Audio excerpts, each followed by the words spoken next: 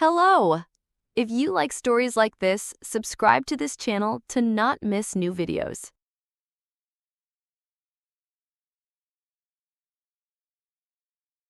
It happened on an ordinary Thursday. Isn't that how life always changes? Without warning, in the middle of a routine day, when you least expect it? I was in the kitchen, rinsing dishes while Lily worked on her spelling homework at the table. The late afternoon light streamed through the curtains, golden and warm, and I remember thinking how beautiful the moment was in its simplicity. That's when Daniel called. His voice was trembling, uneven, the way it used to be when he was nervous before job interviews. "Anna," he said, breathless, "you're not going to believe this." I laughed because I thought he was joking. "What, did you finally get promoted?" "No. Better. Way better. My Uncle Harold. Do you remember him? The one in California?" I vaguely remembered the name. A distant relative who'd sent us a Christmas card once, years ago. "Yes? He passed away. And, Anna, he left me everything. Stocks, property, cash. The lawyer says it's worth millions." The dish slipped from my hand and clattered into the sink. "Millions?" His laugh was sharp, incredulous. $7 million. The world tilted. My first instinct wasn't joy, it was disbelief. $7 million? It sounded like something out of a movie, not a phone call dropped into my messy kitchen. I glanced at Lily, her head bent over her paper, her little fingers gripping the pencil too tightly. My heart fluttered with a strange, frantic rhythm. That night, Daniel came home later than usual, a bottle of champagne clutched in his hand. His cheeks were flushed, his eyes bright in a way I hadn't seen before. He popped the cork at the table, ignoring my protest that Lily was right there, and poured us glasses. "To us," he said, lifting his. "To everything changing." I hesitated before clinking mine against his. Everything changing. The words thrilled me and unsettled me all at once. In the days that followed, the inheritance became our obsession. Lawyers, financial advisors, phone calls that stretched late into the night, papers stacked on the kitchen counter, terms I barely understood, liquid assets, dividends, trusts. Daniel took to it like a man possessed, scribbling notes, making plans. At first, I allowed myself to dream. No more counting pennies at the grocery store, no more sleepless nights worrying about bills. A bigger house with a yard where Lily could run. A safe car that didn't groan each time I turned the key. Vacations, maybe. Freedom. I thought the money would make our lives easier. I thought it would bring us closer. But money has a strange way of peeling back the skin of a person, showing you what's been hiding underneath all along. Daniel began to change. It was small at first. New clothes, a watch that gleamed on his wrist, dinners at restaurants where the menus didn't even list prices. He said it was just a taste, just a way to celebrate. I told myself he deserved it after all those years of hard work. But then he started staying out later. Business meetings, he said, investment discussions. His phone became a permanent fixture in his hand, buzzing with messages he never shared with me. He joined a private club downtown, the kind where men drank whiskey that cost more than our monthly grocery bill, and spoke in hushed voices about opportunities I couldn't begin to follow. I told myself he was just caught up in the whirlwind, that once things settled, he'd come back to me, back to us. But deep down, a cold unease had already begun to spread through me. I used to think we were ordinary, but ordinary in a way that felt safe. Back then, life had a rhythm I could count on.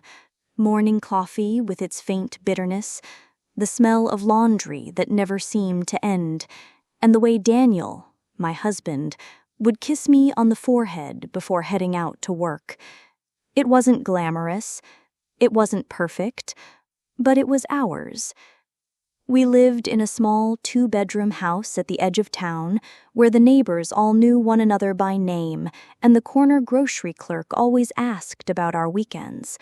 Our furniture was mismatched, half of it inherited, half of it rescued from clearance sales. But when I looked around, I saw a home built with love and patience.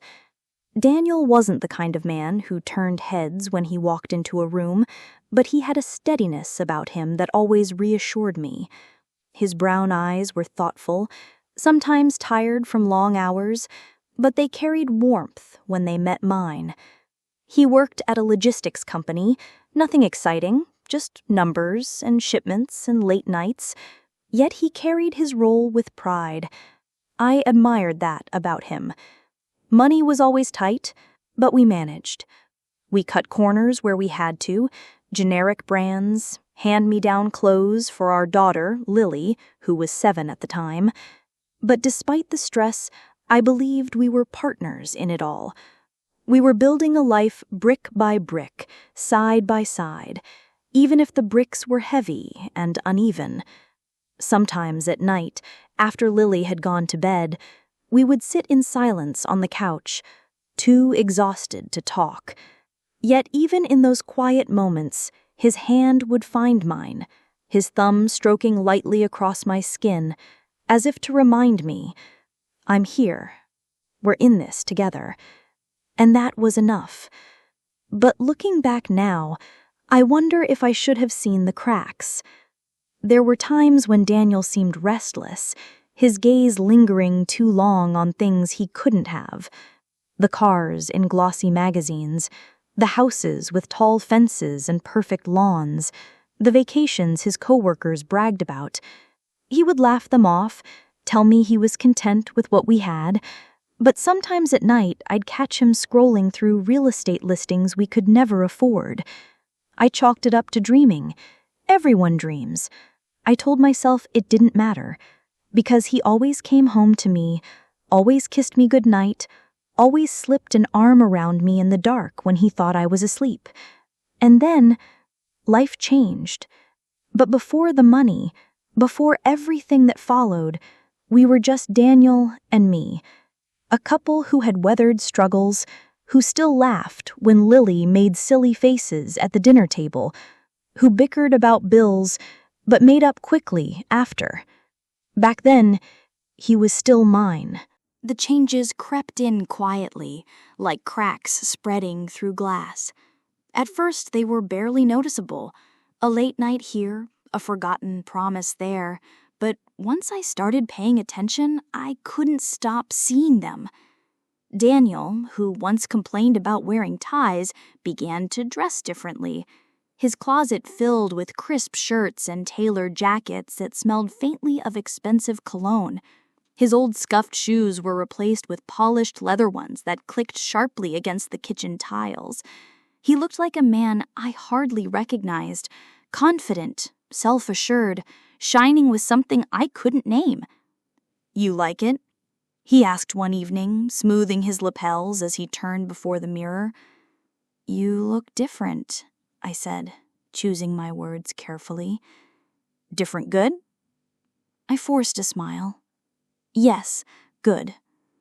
Inside, I wondered if this different man was still my husband. It wasn't just his clothes. Daniel's habits shifted. He had always been a homebody, content with family movie nights or lazy weekends at the park, but suddenly he was gone more often than not. "Meetings," he explained. "Networking. You don't understand, Anna. These people, they're important." I didn't understand, but I wanted to. I wanted to be the wife who supported him, who trusted him without hesitation. But the distance between us grew with every unexplained absence. Our dinners became lonelier. Lily would chatter about her day, her laughter bright and pure, but my eyes would drift to Daniel's empty chair. When he was home, he was distracted, his attention glued to the glowing screen of his phone. One night, I found him in the living room long after midnight, glass of whiskey in hand, staring at messages he quickly closed when I entered. "Work?" I asked. "Yeah," he said too quickly. "Nothing you need to worry about." But I did worry. I worried about the way his smile no longer reached his eyes, about the faint smell of perfume that clung to his jacket one evening, floral, heady, nothing like the light lavender scent I wore. When I asked, he laughed. "Probably from the club. Those places are full of colognes and perfumes. You're imagining things." Maybe I was, but the seed of doubt had been planted. There were other things, too. He began spending money without telling me. A new car appeared in the driveway one afternoon, sleek and silver, the kind of car that turned heads. He tossed me the keys like it was nothing. "Do you like it?" he asked, beaming. "It's beautiful," I admitted. "But, Daniel, we didn't even talk about this." "We don't have to talk about every purchase anymore. We can afford it. Why shouldn't we enjoy ourselves?" I swallowed my protest, but the words lodged in my throat like stones. It wasn't the car itself. It was the way he said "we" when everything suddenly felt like him. He also began withdrawing from Lily.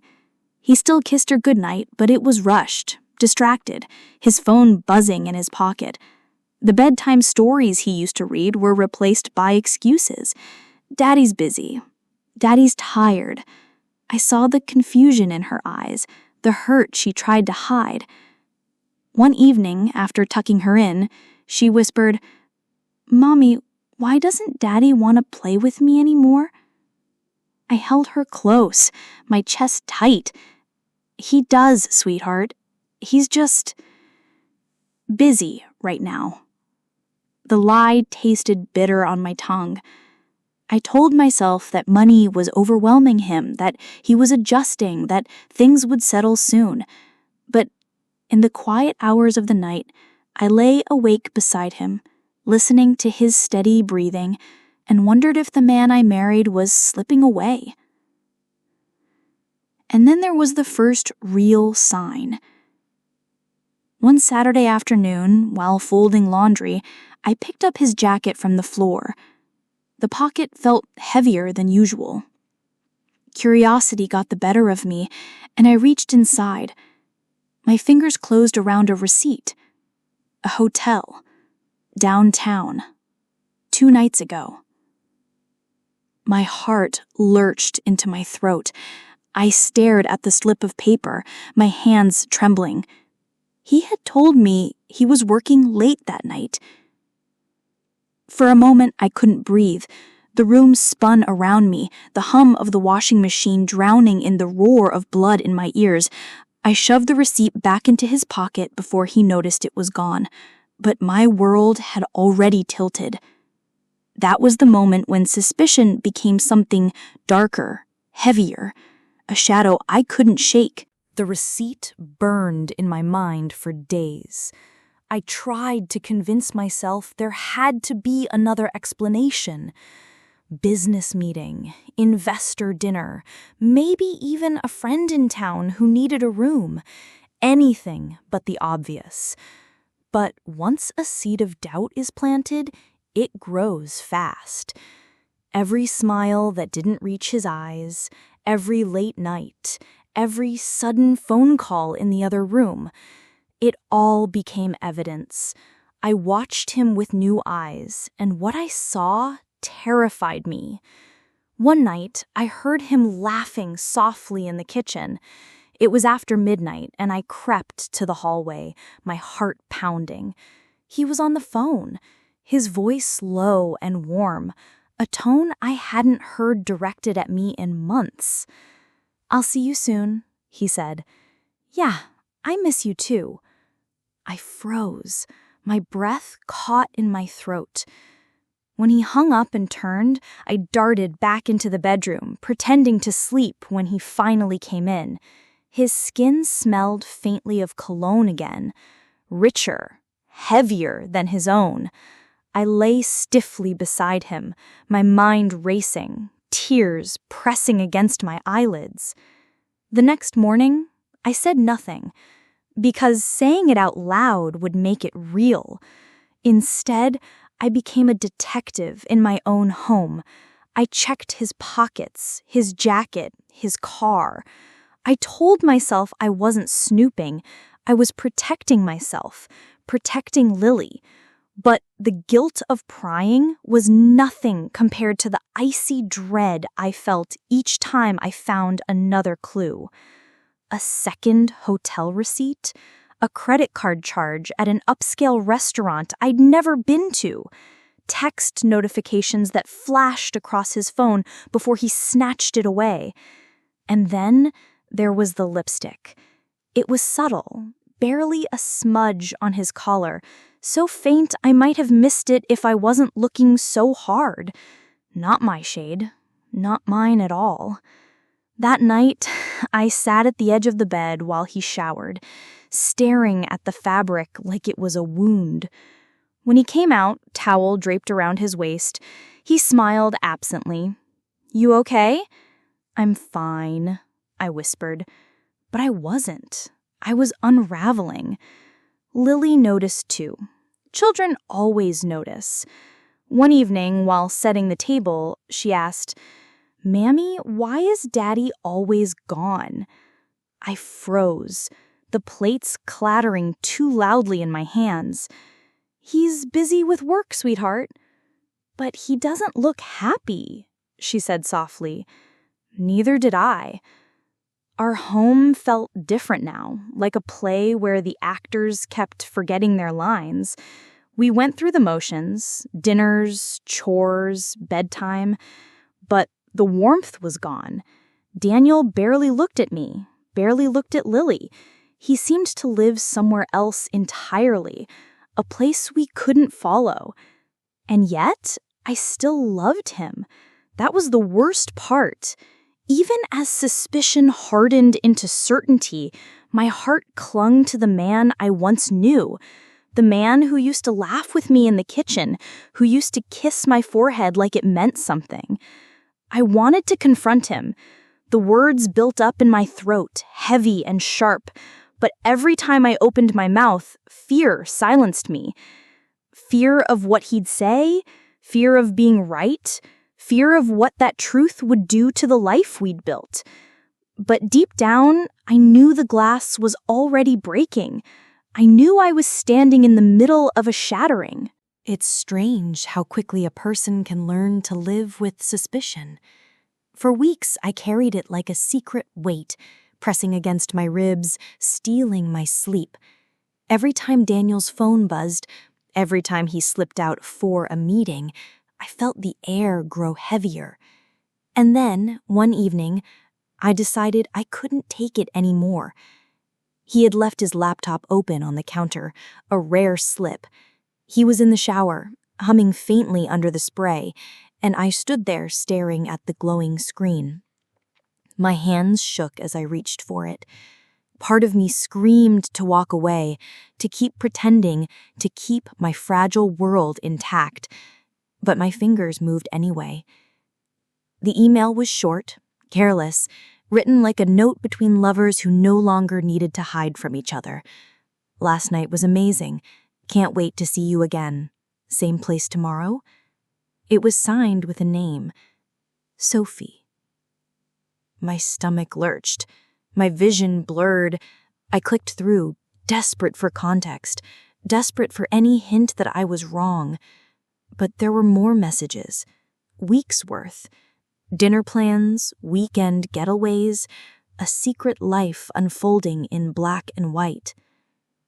When the water stopped upstairs, I slammed the laptop shut and stumbled back, my chest heaving. I barely made it to the bathroom in time to vomit into the sink. That night, I said nothing.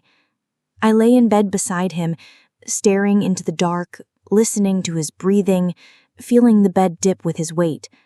My mind screamed with questions. Who is she? How long has this been happening? Why wasn't I enough? The next day, I began to watch him differently. I noticed the way he smiled at his phone when he thought no one was looking, the way he shaved more often now, styled his hair with care, wore cologne even when he wasn't meeting clients. I started to track him. Not openly, I wasn't brave enough for that, but in little ways. I noted the times he left, the excuses he gave, the places he said he'd be. And then, one afternoon when Lily was at a friend's house, I followed him. I drove a few cars behind, my hands gripping the steering wheel so tightly my knuckles turned white. My heart hammered as I trailed him through the city streets.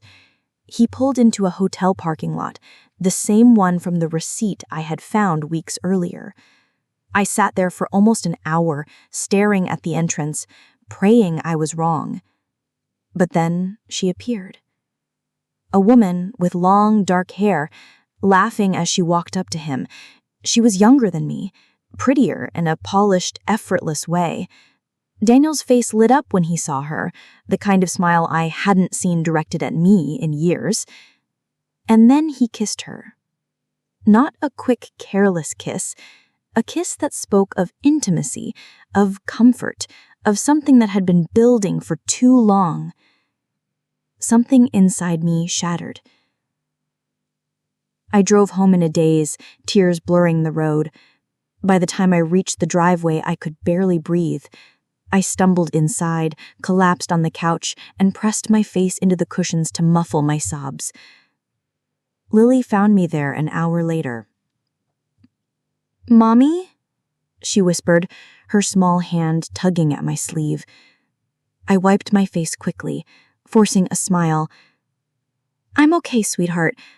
Mommy's just tired." She didn't believe me, but she didn't press. She crawled into my lap, her warmth grounding me, her innocent trust cutting deeper than any blade. I held her close, and in that moment I made a silent promise. Whatever happened, I would protect her. She would not carry the weight of her father's betrayal. But the truth had a way of clawing its way to the surface, and I knew I couldn't keep silent forever.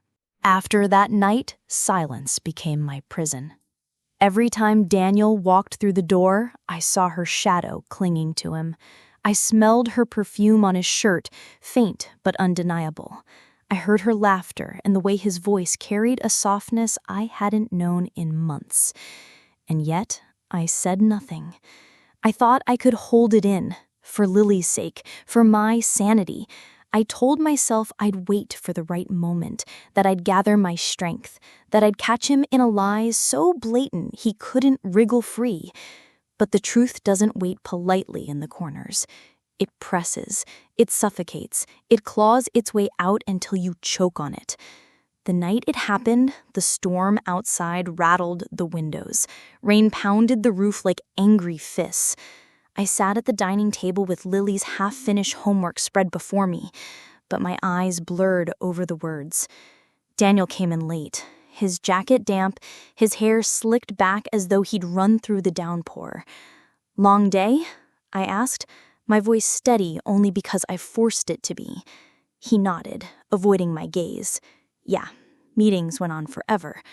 The lie hung between us like smoke. Something inside me snapped. Which hotel was it tonight? He froze, his keys slipping from his hand and clattering onto the hardwood floor. His eyes finally met mine, wide, startled. "What?" His voice cracked just slightly. "The hotel," I repeated, my throat tightening. "Was it the one downtown, or did you try a new one this time?" For a moment, the only sound was the storm outside. Then his expression hardened, his jaw tightening. "You've been spying on me." The accusation sliced through me. Spying? My laugh came out sharp, bitter. "You're cheating on me, Daniel. Don't you dare turn this on me." His face went pale, then flushed with anger. "Anna, you don't understand." "I understand enough." My voice shook louder than I intended, but I couldn't stop. Years of love, years of trust, all boiling over. I seen you with her. I've read the messages. I know everything. Lily appeared in the doorway, her small frame trembling, her eyes wide with confusion. Mommy? Daddy? The sight of her shattered me. I lowered my voice, forcing calm I didn't feel. Go back to bed, sweetheart. It's okay. She hesitated, then obeyed, though her frightened eyes lingered on us as she disappeared down the hall. Daniel dragged a hand down his face, sighing heavily. Anna, I didn't mean for this to happen. I stared at him, tears burning my eyes. Didn't mean for it to happen? You meant it every time you left me here alone. You meant it when you kissed her, when you lied to me, when you broke everything we had. He flinched, but he didn't deny it. He didn't even try to touch me. And that silence, his refusal to fight for us, hurt more than any confession ever could. I loved you, I whispered, my voice breaking. I gave you everything I had, and it still wasn't enough. For the first time in our marriage, I saw no trace of the man I married, only a stranger standing in my kitchen, drenched in rain and regret, with nothing left to give me silence. The storm outside roared on, but inside the house, everything had already fallen apart. That night, after the storm, I didn't sleep. Daniel retreated to the guest room without a word. I sat on the edge of our bed, staring at the shadows shifting across the ceiling. My body was still, but inside I was a wildfire. Anger, grief, disbelief, all tangled together until I couldn't tell one from the other. Around 3 a.m, I went to check on Lily. She had crawled into her bed, clutching her stuffed rabbit so tightly its ears were bent out of shape. Her brow furrowed, even in sleep. I brushed the hair from her face, and my chest ached at how small she looked, how fragile, how undeserving of any of this. Don't worry, baby, I whispered, tears slipping down my cheeks. I'll make sure you're safe. But I wasn't sure I believed it. The next morning, Daniel emerged from the guest room looking haggard, as though he'd aged 10 years overnight.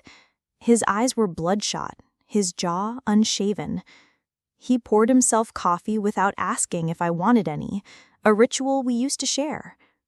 We need to talk, he said finally. I sat at the table, arms folded tightly across my chest. Go ahead. He hesitated, as though searching for words. I never planned for this. Sophie, it just happened. At first, it was business. Then it became more. She makes me feel alive, I guess. The words hit me like a slap. Alive. As though I had been suffocating him all these years. As though the life we built together wasn't enough oxygen for him. You're telling me she makes you feel alive? What did I make you feel, Daniel? Dead? He winced. That's not what I meant. But it's what you said. The silence stretched. I could hear the clock ticking on the wall, each second heavier than the last. Finally, I whispered, Do you love her? He looked away. That was answer enough. My chest hollowed out, leaving me breathless. 1,000 memories flashed in my mind. Our wedding day, Lily's birth, all the little moments that once meant everything. They crumbled like ash in my hands. I want you to leave, I said, my voice steady though my body trembled. His head snapped toward me. Anna, leave. I can't do this anymore. I won't have our daughter grow up watching her father betray her mother. I won't let her believe this is what love looks like. For the first time since this nightmare began, I felt a surge of strength. Not peace, not healing, but strength, raw and sharp, enough to push the words out.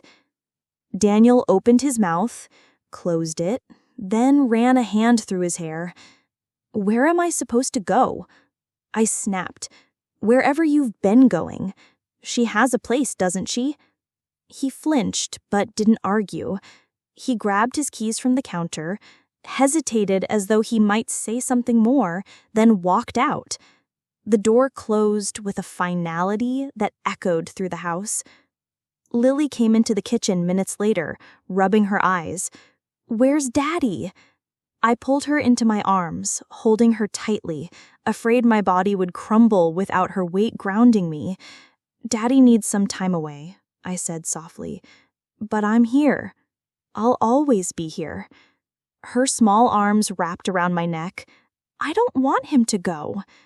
Neither did I. But he already had, long before that morning. And as I sat there, rocking my daughter in the quiet kitchen, I realized something that broke me all over again. Daniel hadn't even fought for us. The days after Daniel left were both sharper and emptier than I could have imagined. At first, I moved like a sleepwalker. The house was quieter, yet the silence wasn't peaceful. It was heavy, suffocating. Every corner of the home whispered his absence. His shoes no longer by the door, his toothbrush gone from the bathroom sink, the dent in his pillow slowly flattening out each night. Lily asked about him constantly. "When is Daddy coming home?" she'd ask at breakfast, her eyes hopeful, her cereal spoon dangling midair. I'd force a smile I didn't feel. "I don't know, sweetheart. Not for a while." She would frown, confused. "But he always comes home." I'd excuse myself then, retreating to the kitchen sink or the bathroom mirror, letting my tears fall silently where she couldn't see. Because how do you explain betrayal to a child? How do you tell her that the man she adores, the man who lifted her onto his shoulders and called her his princess, has chosen someone else? The whispers started soon after. In a town like ours, news travels faster than the wind. At the grocery store, women glanced at me with pity in their eyes. Neighbors lingered a little too long when they waved, their smiles strained. I could almost hear their voices after I passed. "She's the one whose husband ran off with that younger woman." Some days, anger gave me strength. I scrubbed the counters until my hands were raw, rearranged the furniture as if a new layout could erase the memories embedded in the walls. I burned his leftover cologne in the trash, the smoke stinging my eyes and lungs. I deleted his photos from my phone, our wedding day, Lily's birth, the vacations we saved for years to take. But no matter how many images I erased, they still lived in my mind, cruel and unrelenting. Other days, I crumbled. I lay on the couch, staring at nothing, numb and hollow. My body only moved when Lily tugged at me, asking for dinner or help with her homework. Without her, I don't know if I would have moved at all. Daniel called a few times in those first weeks. The conversations were stiff, formal, about practicalities, bills, accounts, what I needed for Lily. He never once asked how I was, never once said he was sorry. His voice was polite, detached, as though we were business partners, not two people whose lives had been woven together for over a decade. And then one day, he mentioned Sophie by name. She thinks it might be better for Lily to meet her, ease the transition. "Don't you dare," I snapped, my voice shaking with fury. "Don't you ever bring that woman near my daughter." There was a long pause on the other end, then a sigh. "Anna, you can't keep her in the dark forever. She's 7 years old," I hissed. "She deserves her childhood, not to be dragged into your lies." I hung up before he could reply, my hands trembling so violently I nearly dropped the phone. That night I couldn't stop crying. The betrayal wasn't just in the affair, it was in how easily he was willing to dismantle everything we'd built, how quickly he'd woven Sophie into the fabric of our lives as though she belonged there. But through the storm of grief and anger, a new determination began to root. I couldn't control Daniel anymore. I couldn't make him come back, couldn't make him love me, couldn't erase what he'd done. But I could protect Lily. I could show her that even when the world crumbles, her mother would not. And that small flicker of resolve, faint as it was enough to keep me standing. Grief is heavy, but after a while, you either let it crush you or you learn to carry it differently. The first few months were survival. Wake up, get Lily to school, go to work, pay the bills, cook dinner, tuck her in, cry when the lights were out. That was my rhythm, as mechanical as breathing. But slowly, the fog began to lift. It happened in small ways at first. One morning, I caught my reflection in the bathroom mirror. Eyes hollow, hair unkempt, shoulders slumped. For weeks, I had avoided looking at myself too closely, but that morning, I didn't turn away. I stared at the woman in the glass and thought, she deserves more than this.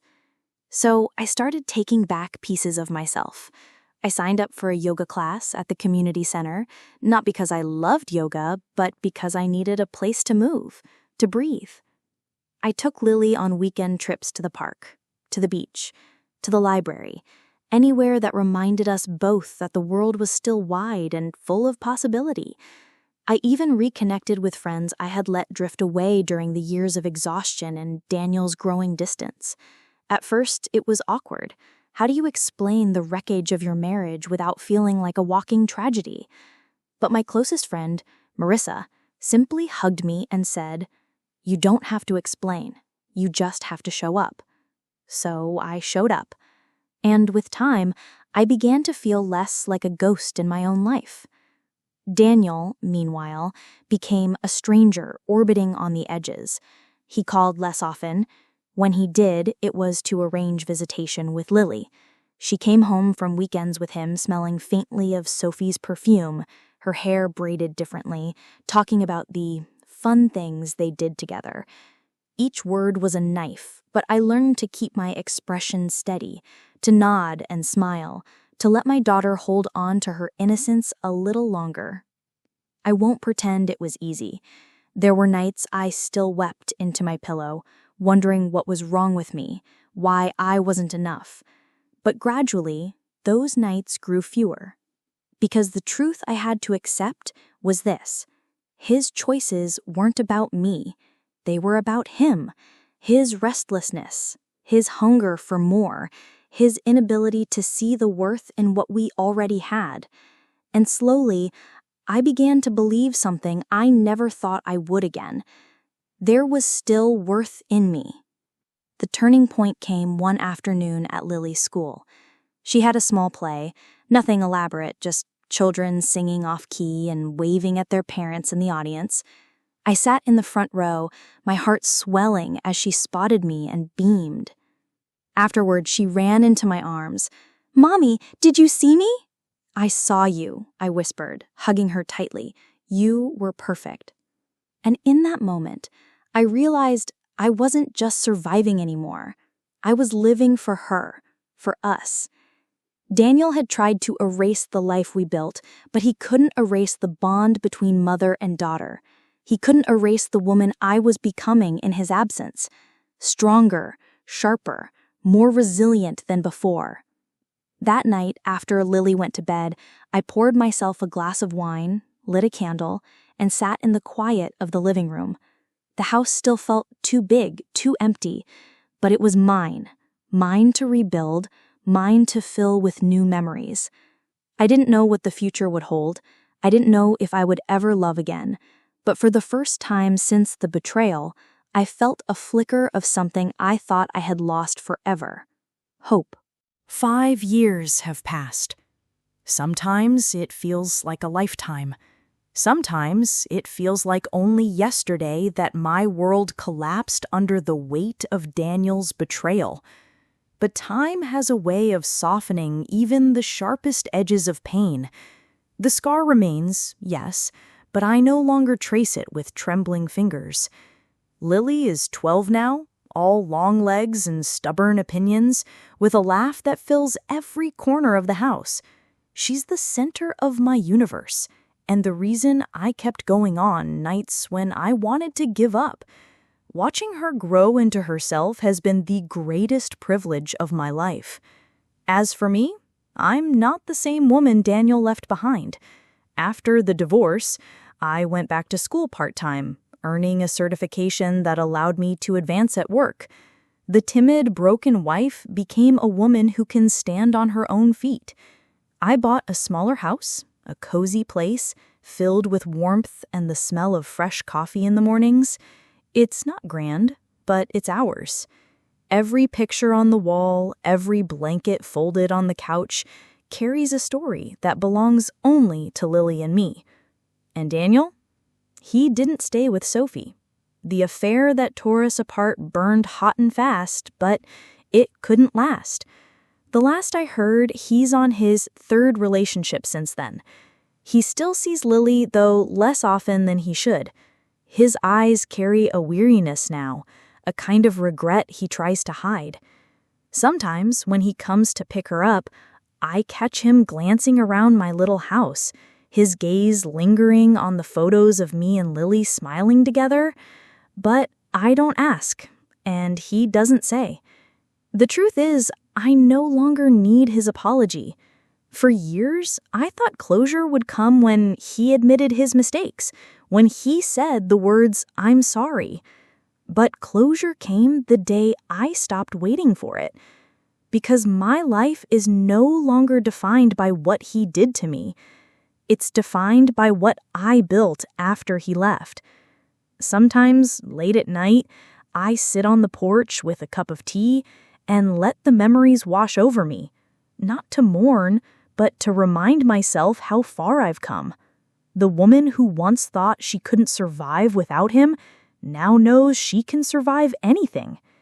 Daniel's betrayal shattered the life I thought I wanted, but in its place, I built something stronger, something truer. And as Lily laughs from inside the house, calling for me, I realize this. He may have walked away, but I never lost everything. I kept the one thing he could never take: myself. Hello! If you like stories like this, subscribe to this channel to not miss new videos.